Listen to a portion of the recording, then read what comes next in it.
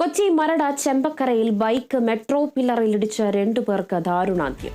ആലപ്പുഴ സ്വദേശി സൂരജ്, സുഹൃത്ത് തൃശൂർ സ്വദേശി ശ്വേത എന്നിവരാണ് മരിച്ചത്.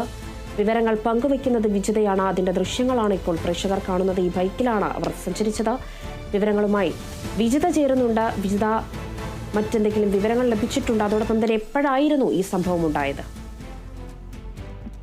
ഇന്നലെ രാത്രി ഏകദേശം 1 മണിയോട് കൂടിയാണ് ഈ അപകടം ഉണ്ടായിരിക്കുന്നത്. ഈ മരട് ചമ്പക്കരയിലാണ് ഇങ്ങനെ ഒരു അപകടം ഉണ്ടായിരിക്കുന്നത്.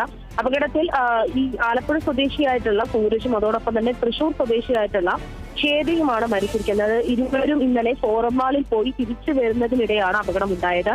ഈ ശ്വേതയുടെ താമസ സ്ഥലം കാക്കനാടാണ്. അപ്പോൾ ഈ ഫോറം മാളിൽ പോയി കാക്കനാടേക്ക് ശ്വേതയെ കൊണ്ടാക്കാൻ പോകുന്നതിനിടയിലാണ് നിയന്ത്രണം വിട്ട് ബൈക്ക് ഈ ഒരു മെട്രോ പില്ലറിൽ ഇടിക്കുന്ന അവസ്ഥയുണ്ടായത്. എന്തായാലും ഉടനെ തന്നെ അവിടെ നാട്ടുകാരെല്ലാം എത്തി ഇവരെ ആശുപത്രിയിൽ എത്തിക്കുകയായിരുന്നു. വെൽകെയർ ആശുപത്രിയിലേക്ക് എത്തിച്ചു.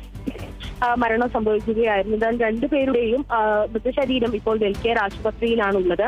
ബന്ധുക്കളടക്കമുള്ളവർ അവിടെ എത്താനുണ്ട്. അതിന് വേണ്ട കാര്യങ്ങളെല്ലാം അവിടെ ചെയ്യുന്നുണ്ട്. സുഹൃത്തുക്കളാണ് ആദ്യം ഈ ഒരു അപകടം നടന്ന സമയത്ത് ഇവരെ നാട്ടുകാരും സുഹൃത്തുക്കളും എല്ലാം ചേർന്നാണ് ആശുപത്രിയിൽ എത്തിക്കുന്നത്. എന്തായാലും ബന്ധുക്കളെല്ലാം എത്തുന്നതേയുള്ളൂ. അതോടൊപ്പം തന്നെ അവിടെ മരട് പോലീസ് എല്ലാം എത്തി കൂടുതൽ നടപടികളെല്ലാം വേണ്ടതെല്ലാം ചെയ്തിട്ടുണ്ടായിരുന്നു.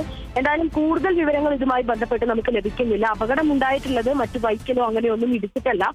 കൃത്യമായി നിയന്ത്രണം വിട്ട് ഈ മെട്രോ പില്ലറിൽ ഇടിക്കുകയായിരുന്നു എന്നാണ് നമുക്ക് അറിയാൻ കഴിയുന്നത്. എന്തായാലും ഇനിയിപ്പോൾ ഇവരുടെ മൃതശരീരം എല്ലാം തന്നെ ഏറ്റുവാങ്ങാൻ ബന്ധുക്കളെല്ലാം നാട്ടിൽ നിന്നും വന്നുകൊണ്ടിരിക്കുകയാണ് നിലവിൽ എന്നുള്ളതാണ് അറിയാൻ കഴിയുന്നത്. രേണുക.